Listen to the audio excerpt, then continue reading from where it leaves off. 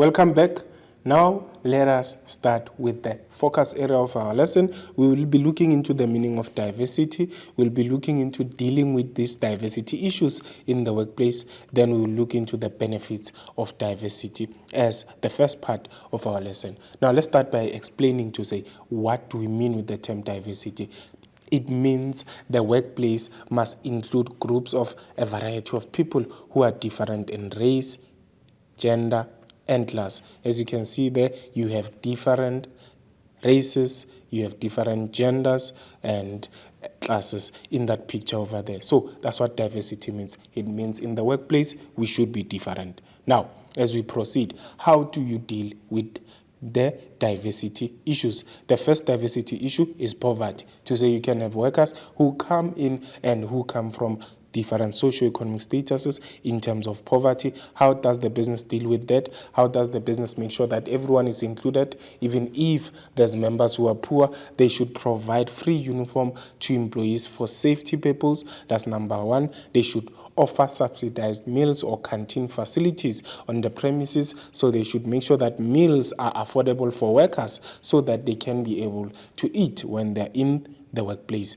Then they should train all employees so that they can be able to deal with retrenchment. Then we move to another diversity issue, which is now race. How can the business deal with that? The business should make sure that there's no discrimination. No discrimination should be made based on skin color in the workplace. And then they should ensure that the workplace is diverse by employing people from different races. You should have white, Africans, and coloreds in the workplace. And then when appointments are made, previously disadvantaged people should get preferential treatment to show that the workplace should be diverse and include those who were previously disadvantaged.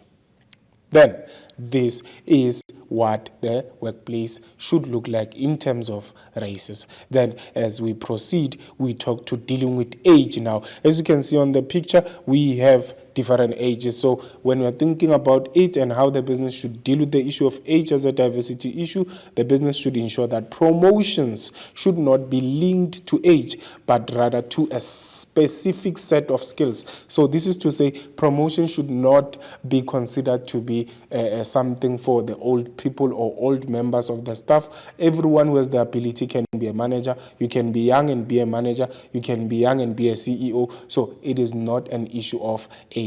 Is an issue of a set of skills. Then a business may not employ children aged 15 or younger. And then another aspect is that the ages of permanent workers should vary between 18 to 65 to include all age groups in the workplace. Then we talk to dealing with gender. How can the business do that? Males and females should be offered equal employment opportunities in the workplace. That is number one. And then business directors should promote both men and women into managerial positions. We want to see males and females managing the workplace. There's no one gender that has to dominate the management positions. And then targets may be set for gender equality in the workplace. That is another way in which this diversity issue we call gender can be dealt with.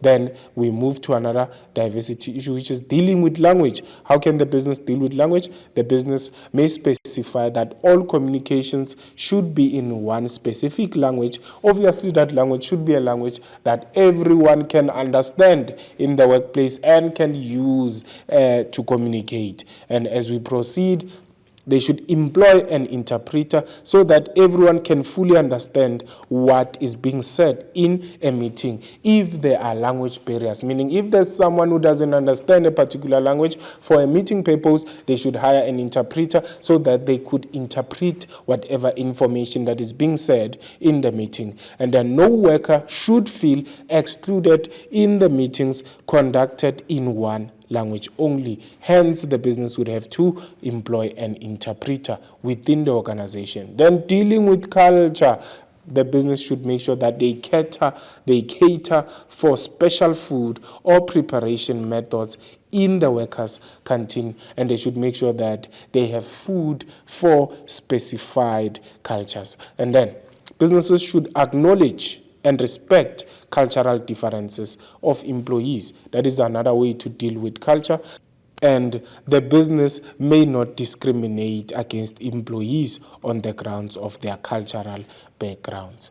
Then we look into the other one, which is dealing with disability. Now, looking into that, the business should ensure that employees with disabilities are treated fairly within the organization. Then the business again should provide employment opportunities for people who are physically challenged. And the last part is to accommodate people who are physically challenged by providing facilities and ramps for wheelchairs. So as you can see on the picture, the working environment and the infrastructure should accommodate those who are physically challenged or who are disabled. That is a way in which the business would say we are including people who are having disabilities in the workplace. Now let us look into the benefits of diversity in the workplace. What are the benefits of diversity? One, the workforce that is diverse or workforce diversity would improve the ability of a business to solve problems, because now everyone will bring their cultural differences and cultural backgrounds to help the business to solve the problems. And then employees value each other's diversity and would learn to connect or communicate across the lines of differences. And then diversity in the workforce would improve motivation, or it really does improve the motivation of employees, because everyone now feels included and they're able to perform at the best of their capacity. And then employees should demonstrate greater loyalty to the business because they would feel respected, accepted, and understood, especially with the idea that they are different. And then employees employees from different backgrounds can bring different perspectives to the business to help the business to solve any matter that they might be facing. So those are your benefits of diversity, and we also looked into ways in which the business would make sure that they include their workers, especially looking into language, looking into poverty, looking into race, looking into gender. So those are ways the business would be expected to deal with the diversity issues. So let us take a short break, and I will see you shortly so that we proceed with your environmental issues.